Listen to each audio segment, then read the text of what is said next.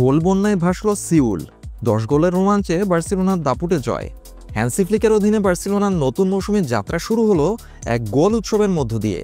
দক্ষিণ কোরিয়ার রাজধানী সিউলে ৬২,৪৫৮ জন দর্শকের সামনে এফসি সিউলকে ৭-৩ গোলের বিশাল ব্যবধানে হারিয়েছে বার্সেলোনা।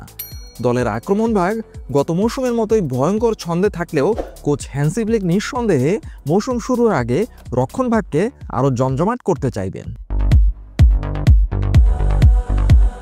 ম্যাচের শুরু থেকেই বার্সেলোনা ছিল অপ্রতিরোধ্য।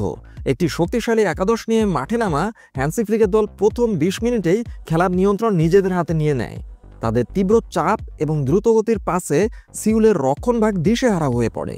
মাত্র ৭ মিনিটের মাথায় বাম প্রান্ত থেকে শুরু হওয়া একটি আক্রমণ শেষ হয় লামিন ইয়ামালের পায়ে। তার জোরালো শট গোলরক্ষক কাং হাইউন মোরের হাত ছুঁয়ে পোস্টে লেগে ফিরে আসলে ফিরতি বল ফাঁকা জালে জড়িয়ে দেন রবার্ট লেভানডস্কি। এর ৮ মিনিট পরে নিজের পাস থেকে ফিরে আসা একটি বল নিয়ন্ত্রণে নিয়ে দুর্দান্ত শটে গোল করেন লামিন ইয়ামাল। যদিও এই গোলে গোলরক্ষক কাং হাইউন মোর হয়তো নিজেকেই দুষবেন, কারণ তিনি বলটি নিয়ন্ত্রণে রাখতে পারেননি। জুলস কুন্ডের একটি চমৎকার পাস কাজে লাগাতে পারলে দানি ওলমো ব্যবধান আরও বাড়াতে পারতেন। বার্সেলোনার প্রাথমিক আক্রমণের ঝড় কিছুটা থিতিয়ে এলে সিউল ম্যাচে ফিরতে শুরু করে এবং আলেহান্দ্রো বালদের প্রান্ত দিয়ে বেশ কয়েকবার আক্রমণে ওঠে। ম্যাচের এক পর্যায়ে চো ইয়ং উক সিওলের হয়ে একটি গোল করেন, যদিও ভিএআর থাকলে সেটি অফসাইডের কারণে বাতিল হয়ে যেতে পারত। এই গোলের উৎস ছিল লামিন ইয়ামালের একটি ভুল পাস। বিরতির ঠিক আগে সিওলের সেন্টার ব্যাক ইয়াজান আল আরাব এক অবিশ্বাস্য গোলে বার্সেলোনাকে চমকে দেন।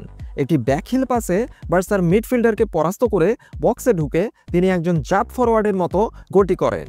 তবে দমে যাওয়ার পাত্র ছিলেন না দানি ওলমো এবং লামিন ইয়ামাল। কিছুক্ষণ পরে ওলমোর পাস থেকে বল পেয়ে রক্ষণভাগকে বোকা বানান বার্সেলোনার নতুন ১০ নম্বর জার্সিধারী লামিন ইয়ামাল। এরপর ডিফেন্ডারকে কাটিয়ে বাম পায়ের জোরালো শটে বল জালে জড়িয়ে বিরতিতে দলকে ৩-২ ব্যবধানে এগিয়ে দেন তিনি। বিরতির পর হ্যান্সি ফ্লিক পুরো একাদশ পরিবর্তন করে দেন। Hectare Ford, Joffre torrents, Rooney বার্জি এবং ধারে খেলতে আসা নতুন খেলোয়াড় মার্কাস রাশফোর্ডের মতো তরুণদের মাঠে নামানো হয়। দ্বিতীয়ার্ধে প্রথম ২০ মিনিট খেলাটি কিছুটা গতি হারিয়ে ফেলে, কিন্তু আন্দ্রেস ক্রিস্টেনসেনের প্রায় ৩০ গজ দূর থেকে নেওয়া এক অসাধারণ শটে সে নীরবতা ভাঙে। ৭৪তম মিনিটে খেলা আবার জমে ওঠে। বার্সেলোনার একটি প্রতি আক্রমণে টরেন্টসের পাস থেকে ফেরান তোরেস গোলরক্ষককে শান্তভাবে পরাস্ত করেন। এর মাত্র ২ মিনিট পরে বক্সে বল পেয়ে ডিফেন্ডারকে দুর্দান্ত টার্নে কাটিয়ে নিচু শটে গোল করেন গাভি। এরপর টনি ফার্নান্দেজ এবং গুইল ফার্নান্দেজের মতো কিশোরদের মাঠে নামানো হয়। তবে দলের ৭ম গোলটি আসে ফেরান তোরেসের পা থেকেই। নতুন রিক্রুট মার্কাস রাশফোর্ডের বাড়ানো বল প্রথম স্পর্শে জালে জড়িয়ে দেন এই স্প্যানিশ ফরওয়ার্ড। দারুণ ফিনিশিং। এর ৩ মিনিট আগে অবশ্য বার্সার রক্ষণভাগকে পরাস্ত করে জুং হ্যান মিন সিউলের হয়ে তৃতীয় গোলটি করে ফেলেছিলেন। সামগ্রিকভাবে হ্যান্সি ফ্লিকের জন্য এই ম্যাচটি ছিল আশা এবং চিন্তার এক মিশ্রণ।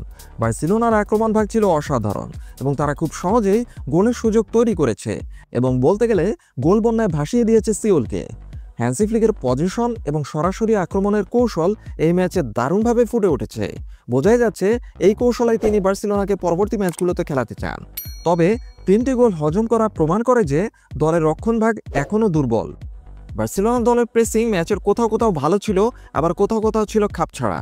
এই সমস্যাটি ফিটনেসের কারণে নাকি কৌশলগত, তা জার্মান কোচকে খুব দ্রুতই খুঁজে বের করতে হবে।